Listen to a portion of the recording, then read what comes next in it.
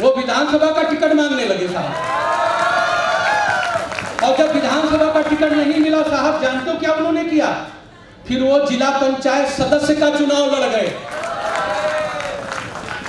सांसद थे, विधानसभा नहीं मिला तो जिला पंचायत सदस्य का चुनाव लड़ गए और आज जिला पंचायत के अध्यक्ष हैं उत्तर प्रदेश में 2 जगह।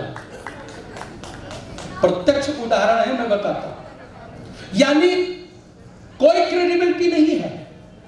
आपको जनता ने 5 साल के लिए चुना था, आप बन करके सांसद बने थे और जनता ने यदि आपको दंडित करते हुए, आप परीक्षा में बैठे थे, एग्जाम में बैठे थे जनता के सामने, और जनता ने आपको पदच्युत कर दिया, आपको पद से मुक्त कर दिया, दूसरे व्यक्ति को सांसद चुन लिया, तो आपने अगले दिन से दूसरा कार्यक्रम चालू कर दिया। कोई धैर्य नहीं कि 5 साल तक बेटा आराम से जरा चिंता करो, क्यों हराए गए हो, थोड़ी तपस्या करो, थोड़ी तपस्या करो कि भाई क्या कमी रही पिछले कार्यकाल में कि हमको जनता ने पुनः मौका नहीं दिया।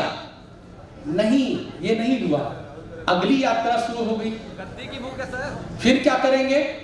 किसी नए कैंडिडेट का, जो विधायक का टिकट मांग रहा होगा, उसका हक छीन लेंगे। फिर वो जिला पंचायत के सदस्य में जो लड़ने वाला होगा, जो छोटा भी नया नया पैदा हुआ होगा, उसका भी हक छीन लेंगे साहब।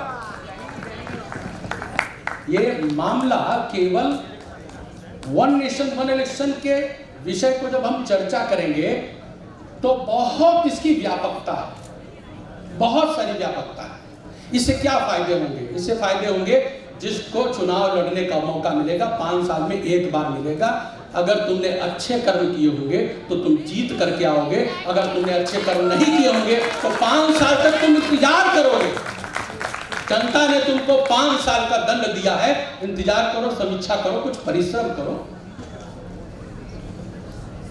आज देश के अंदर वन नेशन वन इलेक्शन का संकट क्यों इस विषय पर हम चर्चा कर रहे हैं? क्या इस देश में ये चर्चा पहली बार हो रही है?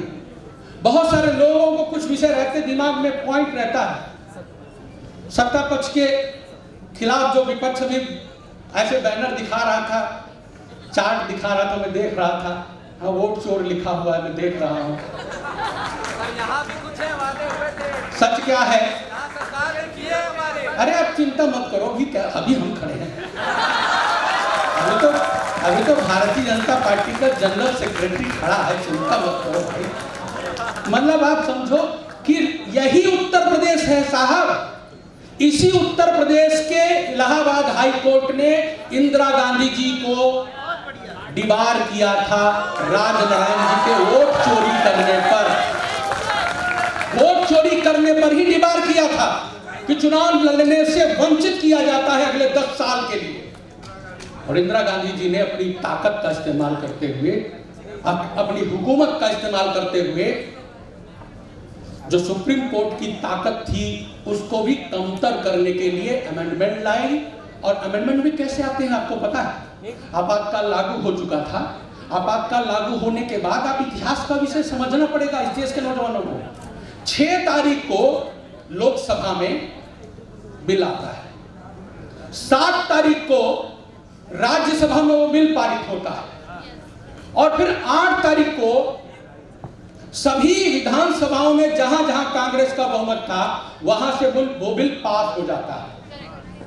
और 9 तारीख को वो बिल वापस राष्ट्रपति जी के पास आकर के और अध्यादेश बन करके लागू कर दिया जाता है, कानून बना दिया जाता है। भाई क्यों? आपको पता है? क्योंकि 11 तारीख को सुप्रीम कोर्ट में डेट लगी थी। 11 तारीख को सुप्रीम कोर्ट में हियरिंग होने वाली थी, तो कहीं 11 तारीख को सुप्रीम कोर्ट की हियरिंग में उल्टा डिसीजन ना आ जाए, इसीलिए लगातार चाहे सैटरडे हो चाहे संडे हो, कोई भी डे नहीं देखना है। अपनी हुकूमत का, ताकत का एहसास दुनिया को कराना है, क्योंकि आपातकाल लागू था।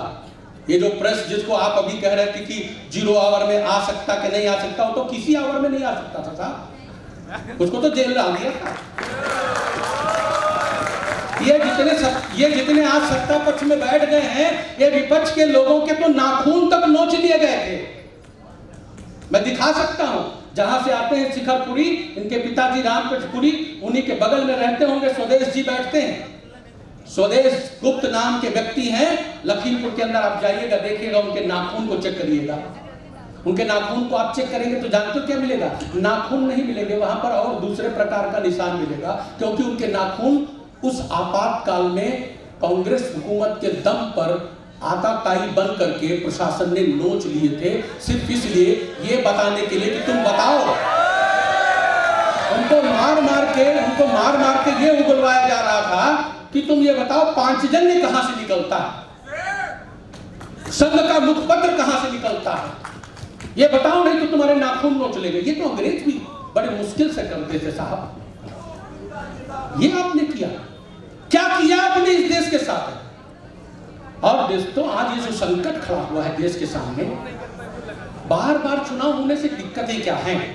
बार बार चुनाव होने से दिक्कत है कि एक बार के चुनाव में, अभी आदरणीय रामनाथ कोविंद जी की कमेटी के बारे में डिस्कस हो रहा था। आदरणीय रामनाथ कोविंद जी की कमेटी के रिसर्च करने वाले लोगों ने एक जो रिसर्च निकाल के सामने रखा, उसके आधार पर अनुमान है कि 4 से 7 लाख करोड़ रुपया एक चुनाव में खर्च होगा।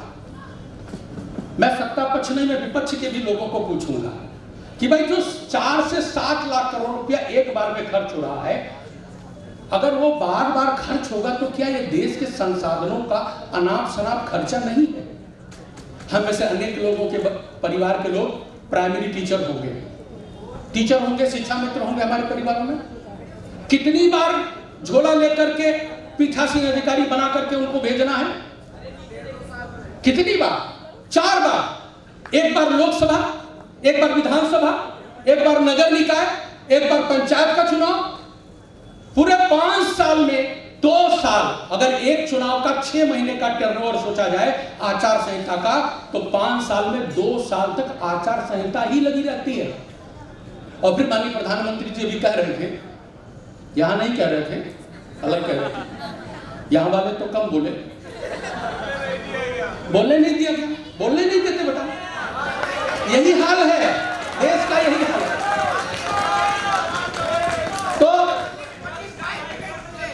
तो माननीय प्रधानमंत्री जी ने क्या कहा कि भाई हम कोई भी योजना लाएंगे, गरीब कल्याण की कोई योजना लाएंगे, तो जैसे ही योजना घोषित करेंगे आप चिल्लाना शुरू कर दोगे कि साहब बिहार के चुनाव थे, उनको देखते हुए योजना घोषित कर दी गई। अब भैया पूरे साल भर चुनाव चलना है, बिहार के बाद कलकत्ता का चुनाव है, तो हम पूरे 5 साल कोई योजना ना घोषित करें, डिब्बा बंद रखें, योजनाओं का पिटारा ना खोलें। जब पिटारा खोलेंगे किसी न किसी राज्य का चुनाव चल रहा होगा, आप कहोगे उस राज्य को प्रभावित करने के लिए कर रहे हैं। यानी सरकारों को अपना काम, अपनी योजनाएं परियोजनाएं ठीक ढंग से लागू करने में, और उनकी क्रेडिबिलिटी भी कैसे चेक करोगे यदि आप उनको अवसर नहीं दोगे काम करने का 5 साल का, तो वो कैसे बताएंगे कि हमने क्या काम किया? लगातार आचार संहिता के कारण से सारी योजनाएं परियोजनाएं चौपट हो जाती है। हम भी पार्टी के एमएलसी हैं, हम फोन करते हैं जनपदों में। हमने फोन किया किसी भी जगह कि भैया जरा ये गरीब आदमी इसके लिए कुछ कर दो, चुनाव का दौर था, हमने फोन लगाया तो उधर का अधिकारी क्या बोल रहा है? अधिकारी कह रहा सर आचार संहिता लगी है, अब 3 महीना तो सब कुछ नहीं हो सकता। अब कल्पना करिए गरीब आदमी 3 महीने तक हट गए। अच्छा ये कोई नई बात नहीं है, आप चलो अरुणाचल प्रदेश चलो, आप चलो आंध्र प्रदेश चलो, आप उड़ीसा चलो, सिक्किम चलो, 4 राज्यों के अंदर लोकसभा के चुनाव के साथ में चुनाव हो रहे हैं। लोकसभा के साथ में ही चुनाव होते हैं। जब वहां लोकसभा के चुनाव साथ में होते हैं तो स्थिति क्या होती है? किसी भी राज्य में लगभग 75% से कम वोटिंग नहीं हुई है, 80% है, 81% की वोटिंग है। क्यों? अभी चर्चा कर रहे थे, हमारे युवा साथी सांसद चर्चा कर रहे थे कि एक राज्य में चुनाव होता है, दूसरे राज्य में ड्यूटी हो रही होती है, तो वहां से कैसे छुट्टी मिलेगी, कैसे वोट डालने के लिए आदमी आएगा? मतदाता को वोट डालने के लिए फुर्सत नहीं, छुट्टी नहीं मिलती। तो ऐसे बहुत सारा मतदाता वोटिंग टर्नआउट पर कितना बुरा प्रभाव पड़ता है बार बार चुनाव का। और ये नई बात नहीं है, अभी एक सज्जन ने बोला था, हमारे साथी ने बोला था, तो यहाँ ये बात भी समझने की जरूरत है। अभी हमारे कुछ साथियों ने प्रस्तुतिकरण में कहा कि ये फेडरल सिस्टम के खिलाफ है, ये संवैधानिक नहीं है, गैर संवैधानिक है। भारत के राजनीतिक इतिहास में, भारत के चुनावी लोकतांत्रिक इतिहास में पहले चुनाव 1952 में हुए। बस 2 मिनट खत्म कर। पहले चुनाव जो हुए 1952 में हुए। 1952 के जो चुनाव हुए, ये पहले चुनाव आजाद भारत के बाद हो रहे थे, जो लोकसभा और विधानसभा के साथ साथ हुए। और ये किन लोगों ने कराए थे? जिन्होंने 26 जनवरी 1950 को इस देश के अंदर लोकतंत्र की स्थापना की, एक प्रकार से गणतंत्र लागू किया। 26 जनवरी लागू किया। जो संविधान निर्मात्री समिति, उस संविधान निर्मात्री समिति के सभी लोगों ने इस विषय पर व्यापक चर्चा वार्ता करके ये निर्णय लिया कि भारत के अंदर जो लोकतांत्रिक परंपरा होगी उसमें लोकसभा और विधानसभा के चुनावों को साथ साथ कराया जाएगा। इसकी वकालत बाबा साहब भीमराव अम्बेडकर जी ने भी की थी, पंडित जवाहरलाल नेहरू जी ने भी की थी, सरदार वल्लभ भाई पटेल जी ने भी की थी, आचार्य कृपलानी जी ने भी की थी, सबने की थी। किसी ने इसका विरोध नहीं किया। आज किस बात का विरोध है? आज किस बात का विरोध है? केवल इस बात का कि सत्ता पक्ष के द्वारा ये विषय उठाया गया। नहीं साहब, ये सत्ता पक्ष का विषय नहीं, ये मोदी जी का एजेंडा नहीं है। मैं आपको सुस्पष्ट करना चाहता हूं, ये व्यवस्था बाबा साहेब भीमराव अम्बेडकर और संविधान निर्मात्री समिति के लोगों के द्वारा बनाई गई व्यवस्था है। ये बीजेपी की या मोदी जी की या योगी जी की योजना नहीं है। ये योजना इस देश की प्रथम लोकतांत्रिक जो प्रणाली है, वो व्यवस्था की हम पुनर्स्थापना करना चाहते हैं। हम उसको रिस्टोरेशन करना चाहते हैं, पुनः स्थापित करना चाहते हैं। 1952, 1957, 1962, 1967 सभी 20 साल तक जो चुनाव हुए, ज्यादातर चुनाव एक साथ हुए। विधानसभा लोकसभा के चुनाव साथ साथ होते थे। 67 से लेकर के 1980 तक इस देश के अंदर अनेक प्रकार की परिस्थितियां रही, और वह सारी परिस्थितियों में आपातकाल भी था और बार बार लगने वाला राष्ट्रपति शासन भी था। उसके चलते